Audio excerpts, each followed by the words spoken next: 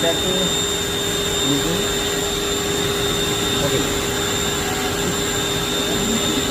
তো ট্যাটু অনেকেই করেছেন, এখন রিমুভ করতে চাচ্ছেন, কোথেকে করবেন? আসলে বিশ্বস্ত প্রতিষ্ঠান পাচ্ছেন না, তো তারা কিন্তু চলে আসতে পারেন সাইদুলের কাছে, গ্যারান্টি সহকারে ট্যাটু রিমুভ করা হয়।